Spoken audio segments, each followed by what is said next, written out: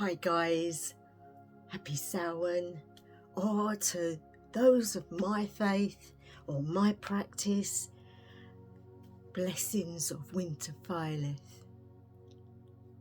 Yeah, this is a preempt to what I'm going to be doing later. I wanted to do a couple of things for today, make it special for you guys.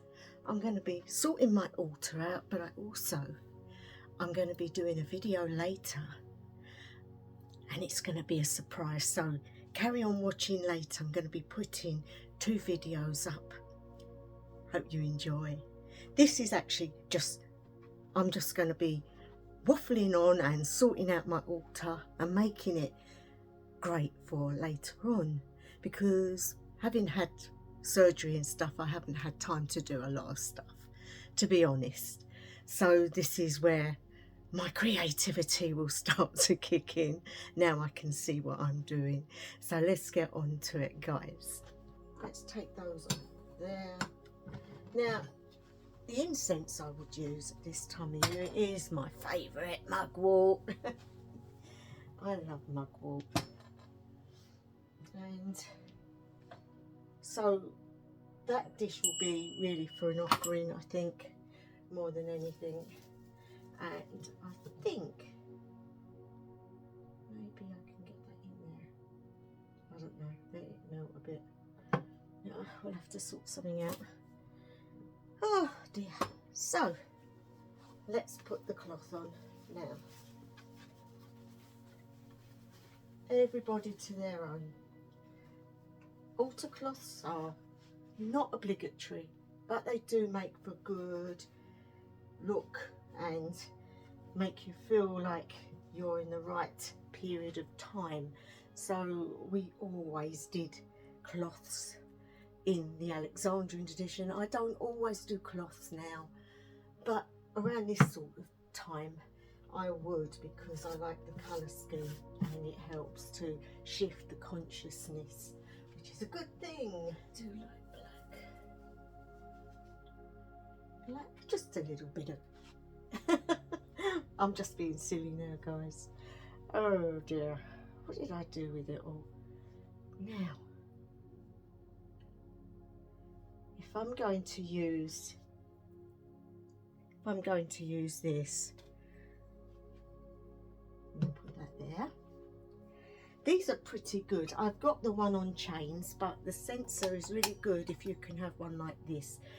That is heavy, it is brass, but when it gets really hot you've got your handle to hang on to, which is really cool. So I'm going to put that there. I'm going to put my Halloween candle or the Samhain candle. I'm going to put that one in the middle. I want you to stay put, so stay in there please. Yeah, that's cool. Yeah. And what else do we want? We want the bell. And if I can get this to light, we'll have this candle as well to balance it out. I did have some black candles that bled, but do you think I can find them? Absolutely not. Things go adrift when you're not with it. I've got to really tidy this lot up, and as I say, I might do some giveaways. You can't have enough candles, guys. You really can't. So I wanted candles. I got candles. There we go. Right. So I'm gonna light these. As I light these, I'm going to be already getting my intent. My intent is to be grateful for what I've had for the last year, but to also be giving gratitude for the giftings that we have, but also asking and seeking an audience with them for the coming winter and the beginning of the new year, which is what we're doing. But of course our new year is it's in winter, and so it's a time when we want the lights too light. We want the lights too light. There we go. And it just does something special, I think. So that is just a basic altar, guys. And I've got to make room for so we have to have this beautiful, so if I move that there and move this one, oh ouch. I am so clumsy, I really am just a clumsy oof, really. Don't have a very big altar, guys.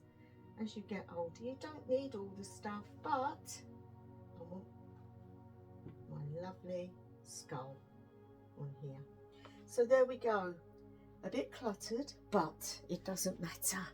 It's how you feel, what you want to represent, and the best part is spending time with them, and that's all they want really from you, is to spend time with you.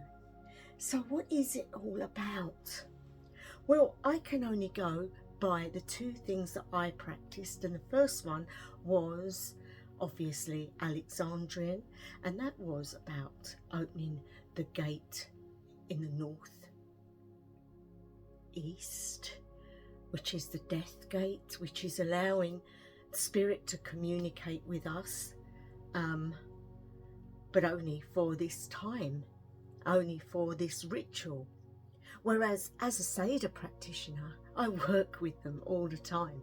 So it's more about spending time with ancestors and seeking knowledge and understanding for anything that's going on in your life that you want help in. And so it's not about spooky time as such. It's more about, how can I say it? It's more about just being with them. You can do whatever makes you feel good. You can do what comes into your head and your heart. So you could start your ritual with a circle, and then you could then bring in the god or goddess that you're seeking with an invocation. Now I have a book out, guys, which you all probably know, but for those that are just coming into this video and haven't been here before, I do have a book called Whispers to Freya, and it's available on Amazon, and I'll leave the links below. It's 10 invocations and how to use them, how to write your own, and all sorts of stuff. Very small book, but very packed with information. Now I use invocations and I drum and I get myself into that frame of mind. But at this time of the year, we also use things like mugwort, because it can help you to shift and go up to that level that you want to be in. Here is some of the mugwort that I got from Ian, who got it for me. It's taken ages to dry it all out properly, but it's taken me a while to get it all dried out, but it was worth it in the long run. It's about enjoying what you're doing. It's not about perfection. It's none of that. It's about using your abilities and doing it your way. Not being told what to do, but having that relationship with the gods and your helpers and guides. See, and that's all I do, and that can be put straight on to a charcoal. Let's just cut that bit up. I'm going to take you on a journey to meet Hel, or maybe just the Valkyries going on their journeys, and maybe we just have a little look at what's going on. I don't know, I'm excited. I just want to do something different this year. So you're going to be in on it with me. I love these crystals, and they're going on here, cluttered though it may be. Now the skull is a way of bringing through spirit into that space. And when you stare into the eyes, you're connecting not to the skull, but to the entity that is using that space. And so that's why I like to use it. My guides, my helpers often use it. It's a place they can direct their energy into, instead of straight into you. So it's like talking to somebody rather than having them in you. So it's a different way of connection, that's all. It's a basic altar, it's basic. I want to give you some pointers when you're doing a ritual, or when you're getting yourself into that mindset. It can be as dull or as interesting as you want it to be. And so if you haven't got a lot of time, but you want to give that time to them, the best way is to just sit in quietness and allow the energies to just be there. Maybe meditate, maybe give an offering, and just be in your mind's eye about what time of the year it is, what it means to you, what things you're going to be doing. And then if you want to make it a big thing, then prepare for it maybe a week before. If you're going to make anything, like any statues or things like that, or craft wise, if you want to do something for your altar, then do it well in advance. Get the offerings that you want to give, and remembering that you can give offerings of time, your energy. It doesn't have to be something, like beer or whiskey or even juice. It doesn't have to be. You can offer your time to the community. You can offer your time to the animal world, making promises and bargains. They're good offerings to give. Or you can just acknowledge what you want out of your ritual. So if you want to, be making your psychic abilities more strong, then you need to be aiming for your guides and your helpers for that. And if you want to maybe do healing work, because it is the death time, you might want to do some, how can I put this nicely? You may have somebody who is actually passing over, and it might be nice to ask for assistance for that person to help them go smoothly.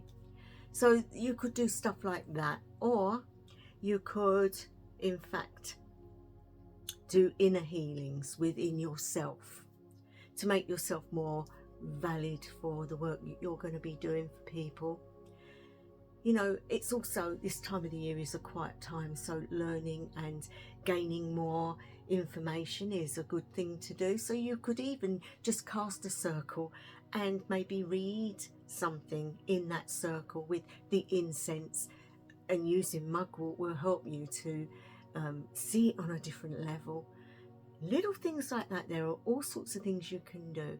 I also like to lay a place food wise when we're having dinner.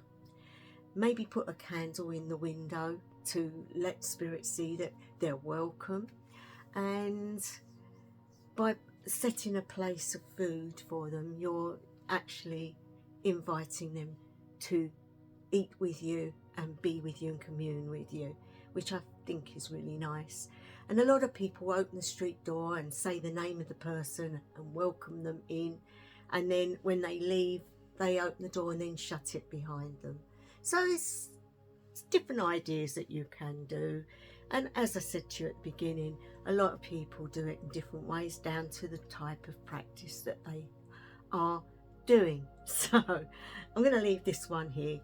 We've waffled on long enough, and now I'm going to go into the next video, which I hope you take part in and enjoy.